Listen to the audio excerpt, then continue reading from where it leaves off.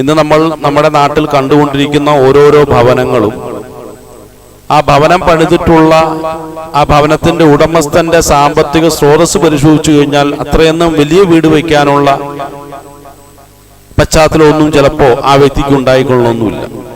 അപ്പൊ പരിശോധിച്ചു നോക്കുമ്പോഴാണ് ബാങ്ക് ലോണിലാണ് ആ വീടിന്റെ പണി പൂർത്തീകരിക്കപ്പെട്ടിട്ടുള്ളത്. ഇന്നും പ്രമാണങ്ങളൊക്കെയും ബാങ്കിലായിരിക്കും എന്നുള്ള വിവരമായിരിക്കും ഒട്ടുമിക്ക വീടുകളുമായി ബന്ധപ്പെട്ട് ഒരു പരിശോധന നടത്തിയാൽ നമുക്ക് മനസ്സിലാക്കാൻ കഴിയുന്നത്. കാരണം കയ്യിലുള്ള പൈസ കൊണ്ട് ഒരിക്കലും ഇത്തരം ഒരു വീട് വെക്കാൻ കഴിയില്ല.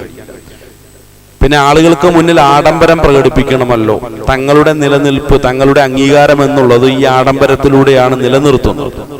അതുകൊണ്ടാണ് ബാങ്കുമായി ബന്ധപ്പെട്ടില്ലാത്ത സമ്പത്ത് ബാങ്കിൽ നിന്നും കടമെടുത്ത് ഒരു കടക്കാരനായിട്ട് മരണം വരെ ജീവിക്കാനുള്ള തീരുമാനം പലപ്പോഴും ഓരോ ആളുകളും എടുക്കുന്നത്. അങ്ങനെ പരിശോധിച്ച് നോക്കുമ്പോൾ ഓർ പട്ടണത്തിലെ ജനതയും ഞാനും തമ്മിൽ വലിയ വ്യത്യാസമില്ല എന്നാണ് അവിടെ മനസ്സിലാക്കാൻ കഴിയുന്നത്. ഇത് വാഹനത്തിന്റെ വിഷയമായിരുന്നാലോ ഇതൊക്കെ തന്നെയാണ്. കാരണം നിരത്തിലൂടെ ഓടിക്കൊണ്ടിരിക്കുന്ന അധിക വാഹനങ്ങളുടെയും സമ്പൂർണമായ ഉടമസ്ഥാവകാശമില്ലാത്ത ആളുകളാണ്. അതിന്റെ ഉടമസ്ഥാവകാശം ബാങ്കിനാണുള്ളത്. കാരണം കാറ് വാങ്ങിക്കുമ്പോൾ പൈസ നല്ലൊരു ശതമാനം മുടക്കിയിട്ടുള്ളത് ബാങ്കാണ്. അതുകൊണ്ട് തന്നെ ഒരു പലിശ ഇടപാടിന്റെ ഭാഗമായി തന്റെ ജീവിതം മുന്നോട്ട് പോയിക്കൊണ്ടേയിരിക്കുന്നു എന്നുള്ളതാണ്.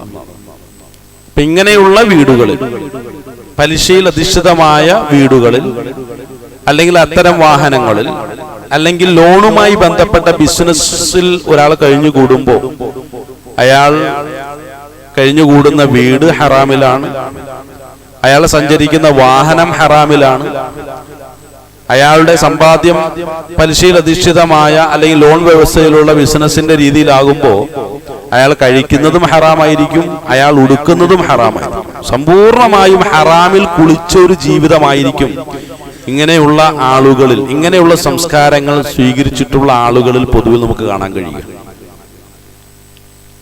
നമസ്കാരത്തിനായി പള്ളിയിലേക്ക് വരും, പക്ഷേ ആ ഇട്ടിരിക്കുന്ന വസ്ത്രം ഹറാമാണ്. സമ്പൂർണമായും ഹലാലെന്ന് പറയാൻ കഴിയില്ല. നമ്മളൊന്ന് വിലയിരുത്തി നോക്ക്. ഒരു വിമർശനാത്മകമായ രൂപത്തിലല്ല, സ്വന്തത്തെ സംസ്കരിക്കുക എന്നുള്ള വലിയൊരു ലക്ഷ്യത്തെ മുൻനിർത്തിക്കൊണ്ട് നമ്മളൊന്ന് ചിന്തിച്ചു നോക്കുക. അപ്പൊ പിന്നെ മറ്റുള്ളവരിലേക്ക് നോക്കാനോ മറ്റുള്ള വീടുകളിലേക്ക് നോക്കാനോ നമുക്ക് തോന്നില്ല. നമ്മളിലേക്ക് തന്നെ കൂടുതൽ നിരീക്ഷിക്കാനുള്ള യഥാർത്ഥമായ പ്രയോജനകരമായ ഒരു താല്പര്യമായിരിക്കും നമ്മളിൽ ഉണ്ടാകുക. അത് തന്നെയാണ് പ്രയോജനം കൂടുതലും.